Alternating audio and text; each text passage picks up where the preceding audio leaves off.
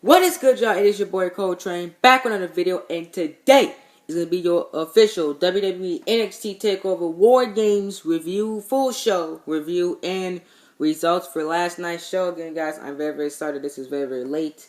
Had some company over, and we still have some coming later on, so I'm looking forward to that. But I'm gonna be try to be streaming NBA 2K18 soon, so stay tuned for that. But I want to get my Jodeci stuff done first before we do that. So we have a lot to go over today and a lot to do today. And also, Welcome to Days and Nineties part will be up later on today as well. Before Survivor Series hits my door. Hopefully, company leaves around 4 o'clock so we can stream WWE 2K18 and then figure out can you and then figure out my WWE Network situation, and hopefully I can watch Survivor Series tonight because right now they logged on my WWE Network. I don't know what's going on. Hopefully I can watch Survivor Series tonight and give you guys a very good opinion tomorrow morning right before I go head to the dentist. So cannot wait for all that stuff. Much to look forward to today and tomorrow. Let's get into the review and results. Takeover War Games was a good show, man. I'm not gonna lie to you guys. The first Takeover I haven't watched in 3 months. I really enjoyed this show. I enjoyed every part of it. You know, unfortunately, I was kind of mad that Drew McIntyre lost the NXT Championship, but when I found out he was injured, it made sense to give it to John Cena. He's good at what he does, so you know I won't mind Drew McIntyre losing the NXT Championship to a John Cena because he's good at what he does, man. Very good at what he does. But overall, this was a great show. I really enjoyed everything about the show. That's one thing I complained about was Drew McIntyre losing the championship. But when I noticed that he was injured, it made sense for him to lose the championship. Kick things off with Lars Sullivan defeating, surprisingly, the old no man himself, Castagnozzo. Talk about a showcase opportunity to make a statement. The incredibly large and physical Sullivan did just that in a physical matchup with good storytelling that set the tone well for the evening. It really did, man. There was great storytelling in the ring. As Sullivan dominated early, including a near fall with a pop-up slam, which looked great, by the way. Ohom rallied and floored Sullivan for the first time. Ono railed and floored Sullivan for the first time in his NXT career.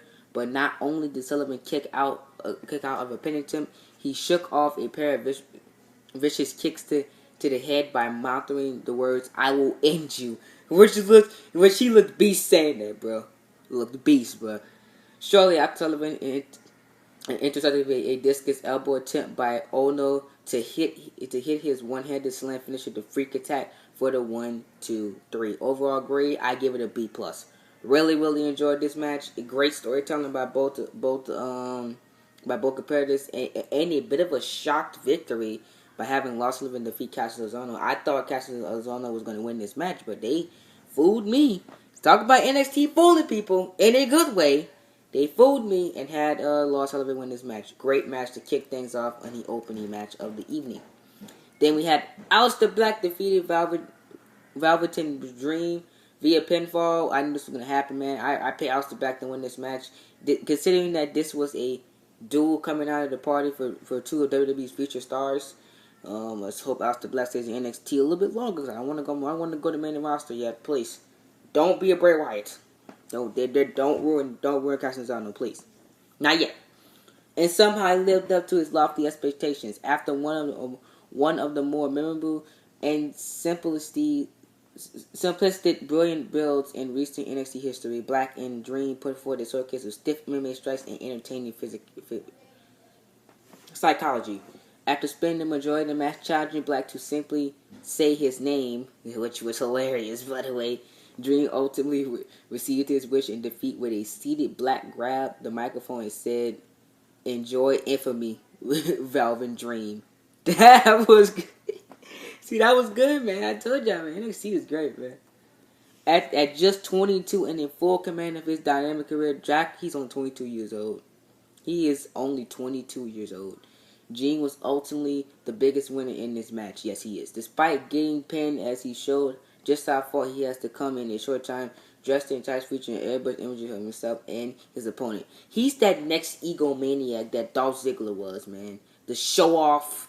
You know, he's that next show off. If WWE can book him right, he can be a big star in NXT and on the main roster in the future.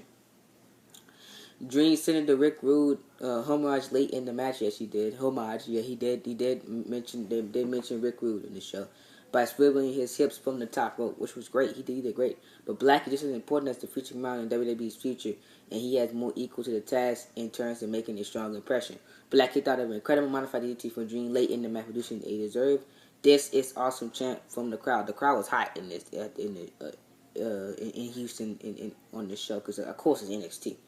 Black also outsmarted Dream moments later when he raised a boot from his back to catch his opponent in the face coming off the top rope. The impact sent Dream into the ropes, locking in his arm to trade the big strikes as Dream worked free, but with his leg still caught in the ropes, causing him to briefly stumble. Black took advantage by hitting his black mask for the pin. A plus, man. Enjoy everything about this match. You got the heel in Dream, who's a great heel. You got Aleister Black, who's great at what he does, man. Great match and great build to the show. Great build. WWE really explained this to me because I really haven't watched NXT in 2 months, 3 months. The last time I watched NXT, and they explained every single feud perfectly. And I wish real life WWE can. I wish the main roster could do that. I really wish, but they can't. They can't. It's kind of sad to see. But you know, I ain't gonna lie. Survivor Series is looking great for the main roster. Let's hope they deliver like NXT TakeOver War Games did. Because I enjoyed every part of this show. Every single part. Every single part. NXT Women's Championship, Ember Moon defeated Nikki Cross, Peyton Royce, and Kairi Sane via pinfall to win the title. People were going with Peyton. The people were going with Nikki Cross because they're going this, that they're going to go the championship. We're going to go stay to a face or something. I think Nikki Cross is the face or a heel. I don't know. But Moon win this one. This one had it all. Huge spots, raw energy, and 4 superstars giving the impression if they literally reaching for the brass ring in front of our eyes. All that in under 10 minutes. This matchup was under 10 minutes, unfortunately. The only thing holding this match from being a classic was the length, as Moon, not far from her home in Houston, yes, she was not far from it, scored a somewhat abrupt finish. Afterwards, Moon received the full rub in the NXT transition away from the unbeaten Asuka era when the former champion entered the ring and handed Moon the belt before embracing her in babyface fashion. So they kept the title on their babyface, which in Ember Moon, who was very, very over by the crowd. And she was much over after what Asuka did after the match. Moon hit the first big spot of the match with a suicide dive that knocked her opponents down like bowling balls. They did. Soon after she hit Cross with a visibly stiff power Northern-like suplex with bridge on Cross, but the pin was barely broken up by a diving Zayn. The winner of the inaugural Major Classic then hit Royce with a Alabama Slammer onto Cross before climbing the ropes to connect her with her insane elbow finisher on top of both women for 2. That opened up the door for Moon, who hit an insane double eclipse finisher onto Royce and Cross before pinning Cross to win the vacated title. A overall B+. Really wish this matchup was longer. This matchup could have been the best match of the night, but that goes to, in my opinion, the best match of the night goes to the War Games match, which was very, very better. But much better than that match. I wish if it was longer, it probably would have been one of the best matches of the night. It would have been the best match of the night. But under 10 minutes, they did all that. That's great. Those women know how to work in the ring. And I cannot wait to see those women in the future in NXT. I think they should do Ember Moon versus Nikki Cross. Or unless they want to Bayface Peyton Royce versus Ember Moon. I will not mind that if needed because I love Peyton Royce. Peyton Royce is one of my favorite women in NXT. Then we have the NXT Championship. Adonis Ciamas. Shockingly, no one picked him to win this match. I think JD picked Drew McIntyre to win. But McIntyre got injured, I believe. And now he had to lose a title here because he's injured. He's going to be out for a couple months, unfortunately. Really unfortunate for Drew McIntyre, man. He was a great NXT champion. On night, littered with star turns, Almas and this incredible Zelina Vega may have toppled my clan, catching a insane and dramatic NXT title victory by throwing his belt in the air on the ramp and standing atop the announce table to hold it high in the air. That was great, and he did turn face.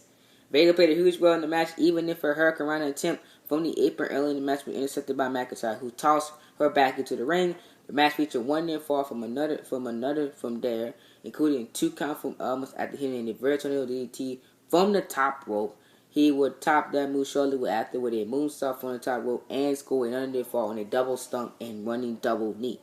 Almost fought his own misfortune to keep his storyline title hopes alive by kicking out of the McIntyre feature shot DDT to set up an insane finish. After Almas distracted the referee outside of him before reaching for the title, Vega snuck in to hit McIntyre with a spike hurricanrana.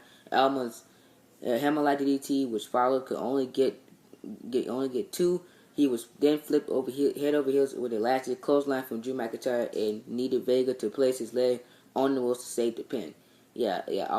Almas had turned heel here. He turned heel so much, man. Jeez. But Almas ended the match with a spike DDT from the apron that appeared to leave McIntyre legitimately hurt. And I think he was legitimately hurt after that too. Because I'm hearing reports that he's injured, which is very unfortunate. Indian Superstars produced one of the finest men and women NXT Championship bouts in years.